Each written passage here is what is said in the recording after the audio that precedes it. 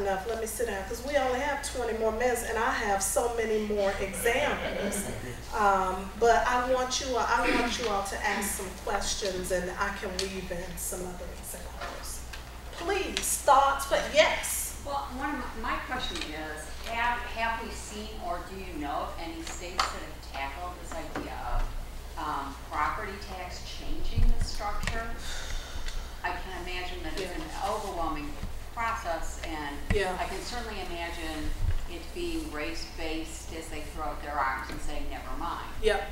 But I just wonder if we've seen any examples of any states tackling it or making strong arguments.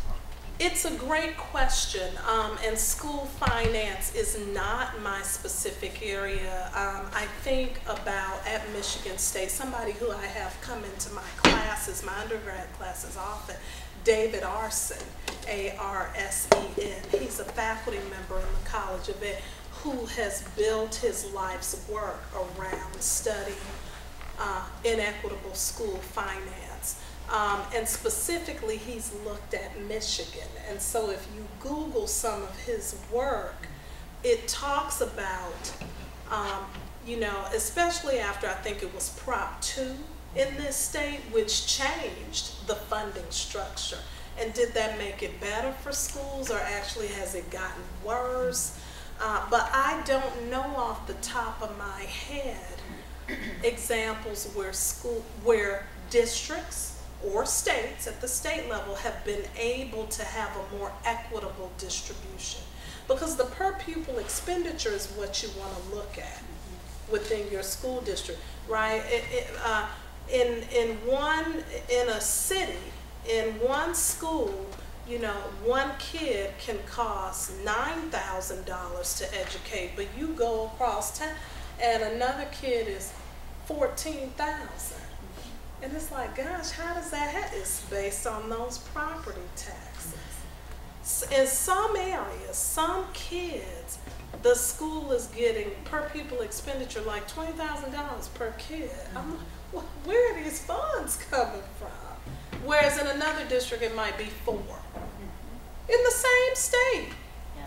So how does that happen, and why have we not, I mean, as you're asking, do we have models where states have been able to kind of change their laws to make that more equitable? And I just don't know that answer. Yes, sir. I think it goes back to what you were talking about with the essential structures involved here, one of which is economics, and one of which is also this neoliberalism ideology, which is the me, versus we kind of a thing. So that's also another. It is. I don't know any more about the specifics of it. I do know this: we've got Flint high schools where we basically got our children, our investments for the future, incarcerated. You know, cops, metal detectors. That's hardly educationally attractive to anybody, teachers or students. So I appreciate your keeping your eye on this structural stuff, because it does all interact. It all does, you know, it all does go to why this is such a difficult and complex problem to correct, if it's possible to correct at all. That's right. Well, and I like what you said about an ideology, right? So there is an ideology that I think is unspoken, that people in black and brown communities need to be controlled and policed. So why is it that in schools in the inner city there are metal detectors and you know, bars on the windows, and it's that state-sanctioned violence where my kids don't go to schools like that in East Lansing. There's no metal detector at the high school. Now, there is a police officer that, I think now every school has that, right? There are no metal detectors, there are windows, it's beautiful, the edifice is nice. How should I feel as a human being if I'm going to school in a space where I'm being surveilled, right? This is surveillance. And whose ideology is it that certain people have to be surveilled? and we surveil them. We surveil them in a lot of ways. It's that state-sanctioned violence. I was going to mention about the cultural racism. Girls, black girls are being suspended now for hairstyles, right? For some, if they go to school with an afro, this suspension. What is this? What? So I can't have cultural expression now that my body is not my own. So when we think about this ideology, there is this ideology that black and brown bodies must be controlled and surveilled and policed within spaces of learning. That's deep. This is supposed to be a space of innovation and creativity, yet you surveil me, you police me, and then you expect me to perform at my maximum capacity?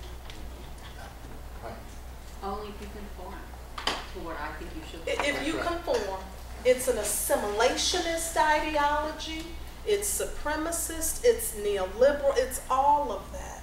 Against any kind of cross-culturalism. No. If you can become like us or this cultural norm, then you're doing it the right way. That's structural racism. Become like me. Become like my cultural ways. The first Monday of each month, Hubert, who's standing at that, sponsors a thing at Northwestern Academy where we welcome these students to school. But they have to go through the metal detectors first. They have all their bags searched. They have to produce their ID. And so we did that in October. And that afternoon I went out to Lapeer, which is an all-white world. Sure. And the doors are nothing's locked. Everything's open. The students can go anywhere they want. They're completely free.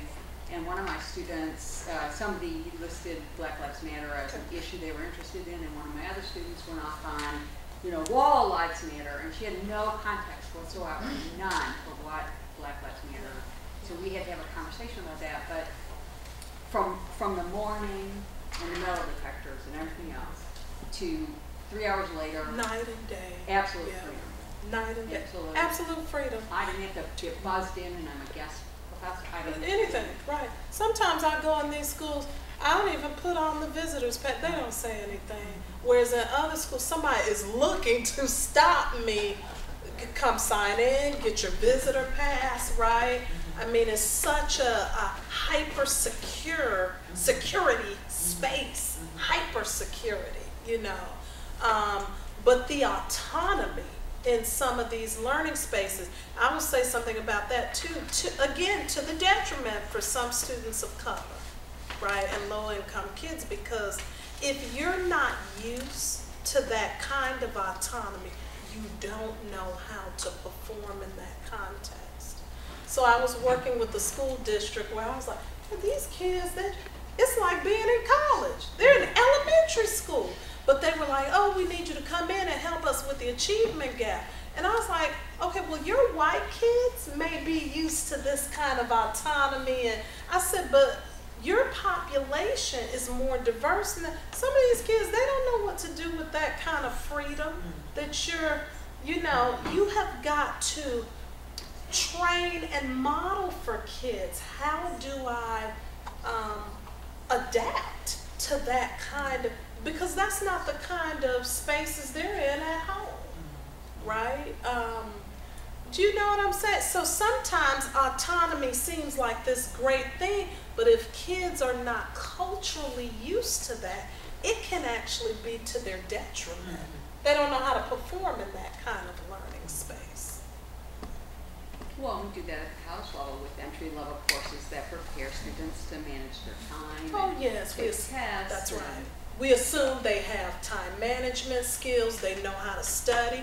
I have to do a session with my freshmen on how to read an article, right? How do you pick out the main, some of them, the high school didn't prepare them for that. Whereas other kids come in knowing how to pick out the main ideas and the analysis of the article. Other kids are like, I read it, but I didn't get all of that. Right. You have to model for them how to pick that out, right? Yes, ma'am. One thing that I wanted, even you or the group to comment on is the systemic criminalization of the black male in the media, Sure. on television, and I'm going back, I was in undergrad school in the 70s, Okay. and we were treated like queens by our black brothers. Okay. And now they have presented, I mean, the presentation of the black male is just so drastic from that, and I'm like, how did that happen? From that time to this, Yeah. you have our males are look like animals, and they're not. Yeah. And that's a systemic, Yes, that's it a, is. I think it fits into all the unarmed shootings because people are making assumptions, Yeah. they're not Yep. thinking, and they're reacting, and they have this image, and it's just crazy. Yes, yes. Thoughts on And it? to me, I'm seeing intention. Who would intentionally present a people that way? What are you trying to gain? Yeah. What is society, what is the gain? What do you want from that? I know the prison system is now, there's big money in that. Sure. Okay, that's the new slavery. I get that. But why would a people, a country, demonize a whole population of people? Is it just greed and money? Is it that important? I don't know. The world is looking at us. We're looking bad. Right, right. No, we are. And to the world, we're looking bad. There was I'm sorry, I don't mean to get down No, now, but there was an NPR piece on just today about young people, the number of young people in this country who die every day as compared to around the world. And we know all of our statistics are ridiculously high compared to a lot of other first world places. But I was just going to, I mean, the awareness is there, but it strikes me as a power issue again. Yeah, it is. That's what I was Is it fear-driven? What is Yes, what is it's that? but it's all If I was white, I would be asking my questions. What is my people doing? I would ask that question. You're the other. We're asking You're that the other. question. You know, that's, if you keep it there, it's not human. We're not on a human level then, once I make you the other that I'm afraid of. Right. Okay. Or you do the same to me. Yeah. Yeah. It is absolutely crazy, in my opinion, but And it's a it's way. That's not gonna benefit us. Nobody. well, As a country. but you brought it's about issues of power, right? Okay. And people don't want, it's the I versus we, the collective good versus the individual good. And I think it's human nature to fear the loss of authority. Authority doesn't have to be bad, right? But when you fear that you may lose that, it makes you anxious and uncomfortable. And so systems perpetuate, especially in a capitalistic system, the idea that, again, there have to be winners and losers. And so the system paints a portrait of what winners look like. And again, I want you to think about it historically. Historically, who have been the winners? Who have been the losers? In the United States of America, that portrait has not changed over time. And so when there's a threat to the power structure, people or systems or institutions will use a variety of mechanisms to maintain the structure. And I think that's what we're seeing now. The numbers show that by 2050, Right. whites will be outnumbered as people in this country. That is probably a scary thing to a lot of folks. And so again, what someone like a Trump represents is, oh, maybe we can return to those good old days when we didn't have to worry about if we might lose our power. Right? Do you see what? So people are thinking about, I mean, even in a capitalistic structure, if you hold economic class constant, whites are still vying to be over. Poor whites will not side with people of color who are poor, because it's the idea that I still got to have an advantage. I can't be at the bottom, right? Even though we are all economically depressed, I still got to be ahead of you. And so it is fundamentally about issues of power, whether they are explicit or implicit. But I think that's a function of living under capitalism and white supremacy. I think too, there's been a lot of discussions about the move within police organizations. The federal government has made all sorts of weaponry and stuff available to them. And so there's been a lot of criticism of police departments moving away from protecting and serving and being at war with their communities. And I think we've empowered people who may not be intellectually, psychologically prepared to differentiate between, I mean, when you shoot a child who's playing with a plastic gun, within seconds of getting out of the car without even asking what this child is doing, there's something. There's something just like inherently wrong with the training and the attitude, to me, the culture of whatever that police department is, that somebody can do those things. That's right. And so it's like, I'm with you. What is the problem? I'm a teacher. I want to protect all of my students. I cannot bear what's happening. And I think that's the thing that brought me out here. But that's one of the scariest things. You know what else I was thinking about too? We live in a culture of hyper-masculinity. Hyper-masculinity. And what it means to be masculine, I would maybe venture to argue, looks different, is defined differently than maybe 30, 40, 50 years ago. And I think music informed that, movies, lots of things. But it is a very hyper-masculine culture, and young boys and grown men feel like they don't have a lot of leeway to perform maleness, right? That you've got to conform to a certain kind of identity, even if it's not the one you want to take on. And I think that has just become more exacerbated over decades through music, through movies, through lots of cultural phenoms, in a way that femininity, in a way that actually impacts femininity.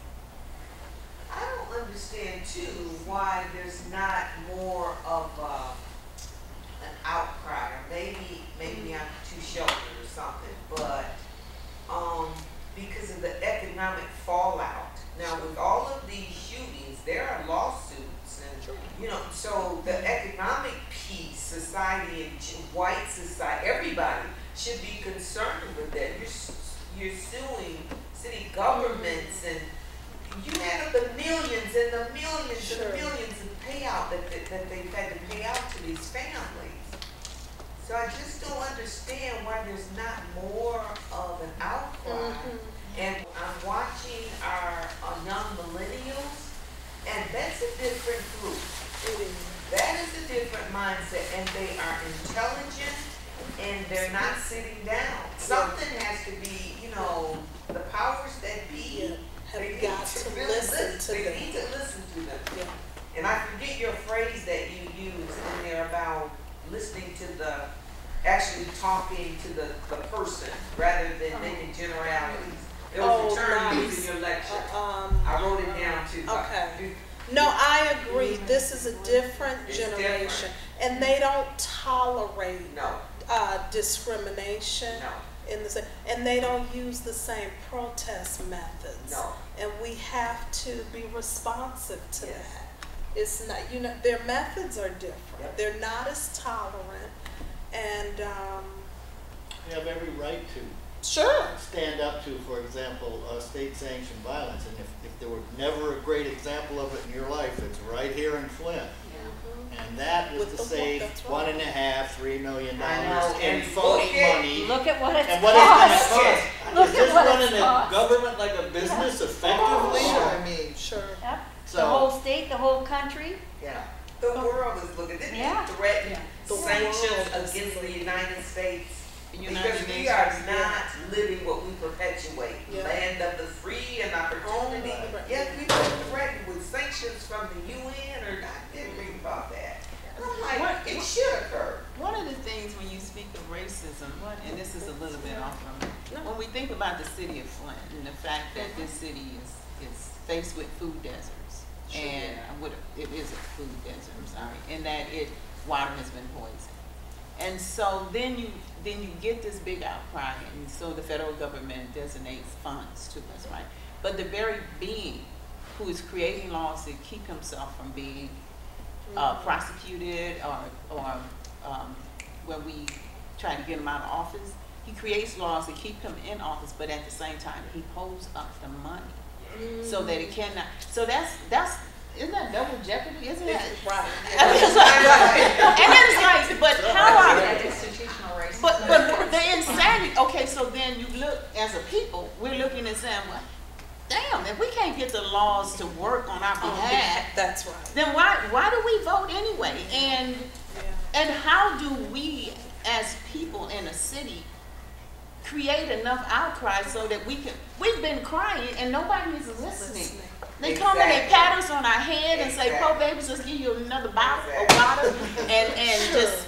Sure. But in terms of fixing or allowing us, because one of the things that I think we as a community have to learn is we cannot expect other people to resolve our issues. Yeah. But we are an apathetic people on so many levels and that's the pain that I see. When you talk about the educational system, here in the city of Flint, it's outright terrorism. What they do to 5 and 6 year olds. They kicking them out of school, charter schools. Parents don't know what to do, so they take them from one school to the other. Yeah. I'm trying to create a cooperative, a homeschooling cooperative, so parents can educate their own children. They're looking at me, well, I got to work. And if I don't have the school to take them to, what am I going to do for childcare? And so I'm like, well, look, let's just create a system where you can assist each other. And but they can't see it, and there's a fear of it. And it's like, how do you empower people who have been so disempowered? Look, we talk about our children without toilet tissue in the bathroom, but think about this: it's a city without water to drink and wash your ass with. That's how do you keep yourself above water? Yes. And we talk about the resiliency of Flint, but how do we stay up, guys? I don't know how we do it. I don't either. Because it's more on top. Legionnaires. Then you got this I don't know new how we one. do it. Or whatever that. I don't know how we do it. I- I want to commend y'all, but I don't know. I mean, I would leave you with, I know we're out of time, but as you were speaking, I was thinking about, I'm not sure if you all are familiar with Paulo Freire's book, Pedagogy of the Oppressed. And I mean, I also think about some of Audre Lorde's writings. I think it was Audre Lorde who said, you actually have to use the master's tools to dismantle the master's house. And there is something about oppressed people. In any revolution that has been successful, oppressed people come together and have a strategy, and in some ways utilize the master's tool to dismantle the master's oppression upon them. And I think that's where you have to get people, even folks who have been disenfranchised over a long period of time. There has to be a collective effort and a collective organizing that also utilizes the very tools of the system that oppresses them. Now, there are others who would say that's not the route to go. There are two camps around that. It's like Malcolm and Martin, right? And there are educational scholars who follow, you know, Lisa Delpit would say, you gotta teach kids the codes of power for them to actually change the codes of power in education. There are other educators who will say, we ain't got time for that. Just do it a different way. Dismantle the system outside of the system. And I don't think one or the other is right or wrong, but I do think that you need to learn the codes to then really dismantle them for your situation. But thank you for this opportunity. Thank you.